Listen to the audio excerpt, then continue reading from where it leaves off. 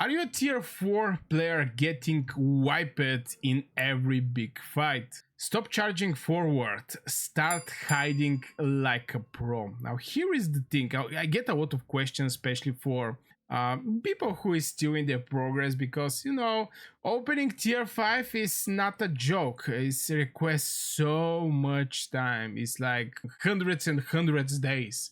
One one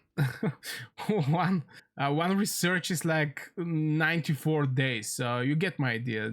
Getting tier 5 is not that easy. It's one of the biggest milestones in Call of Dragons. But if you're tier 4 and you want to get more merits, what should you do? Because you're going to get melted in the big fight.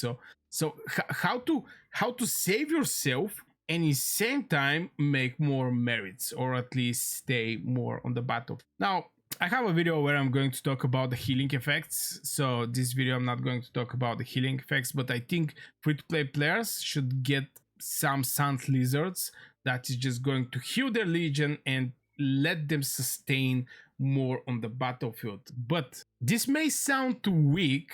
It's actually the smartest PvP tactic for survival and merit farming.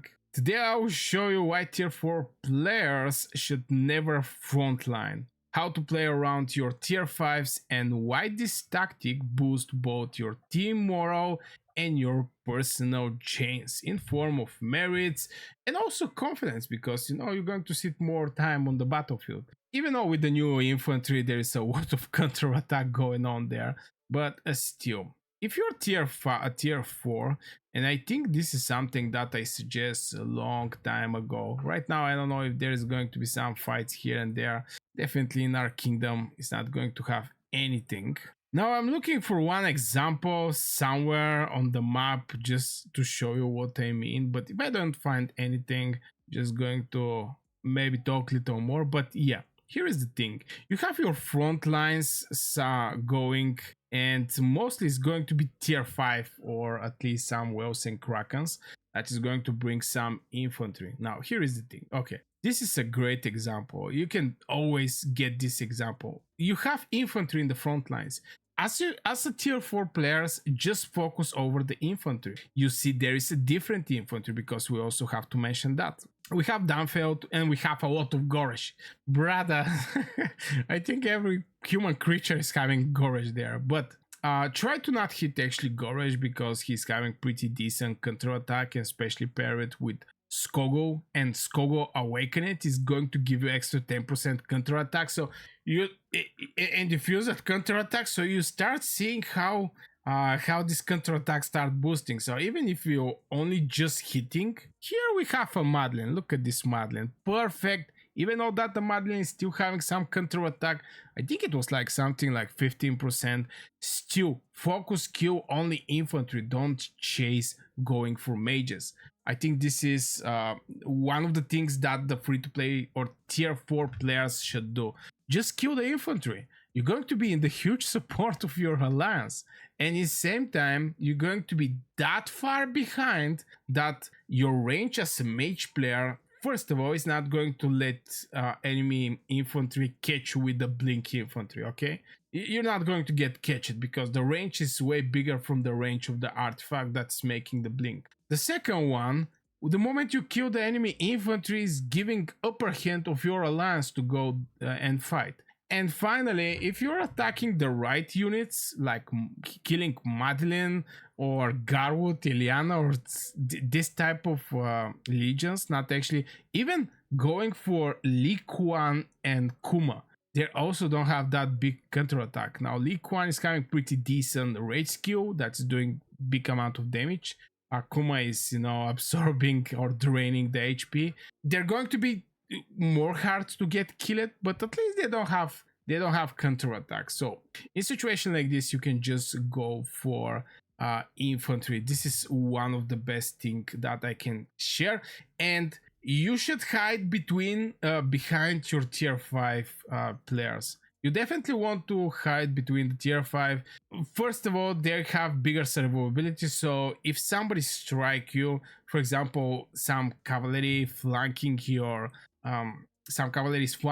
your big bow, they're going to flank the tier 5 and they're not going to die that faster, so they can go that deep in your mage ball so they can catch your legion. So it's mostly for positioning and hiding between your tier 5 players.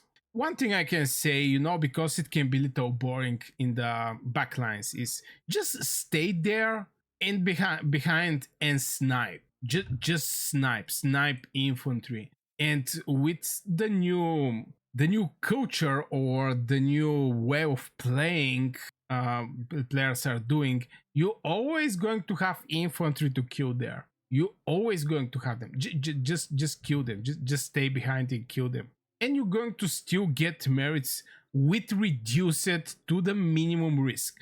Now obviously there can be some cavalry jumping from somewhere, but in situation like this where there is just one breach and two parties are hitting, just don't be on the front, be the guy that is behind, that is hitting this infantry.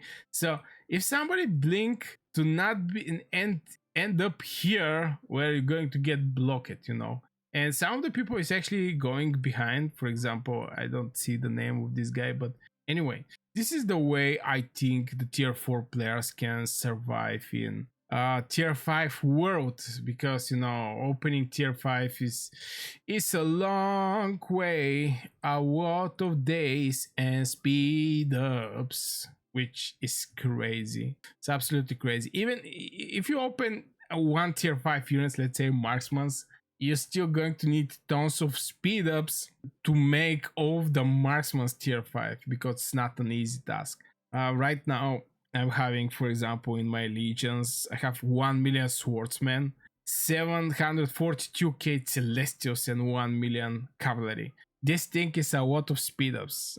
I have some speed ups, but this is a lot of speed ups that need to be used to make this tier 4 to tier 5. So, and if you learn to play with tier 4, it's just going to be way more easy when you're tier 5. You're just going to hit more harder. The difference there is something like 30-40% between tier 4 and tier 5, which is crazy amount, not gonna lie, crazy amount. You get like 30% more damage, you get 30% more HP, 30% more defense. Only thing that get reduced is actually the march speed, which is funny. Maybe because they become more heavy. Look at the marksmen, it's like 138 the march speed. Here is 145. So tier 4 is more fast, have better march speed from tier 5. And tier 1, 170. They basically don't have anything that they run with. So this is the only difference, but the main stats, attack, HP, defense, is going to be for the tier 5. So yeah, just stay behind, kill the infantry, save your legions, and you're going to be fine. So I guess it's all for this video, guys. I really hope you enjoyed. Let me know in the comments, share your opinion. I'm reading all of my comments if you have something on your mind or you want to share. I wish you a great day and see you in the next video.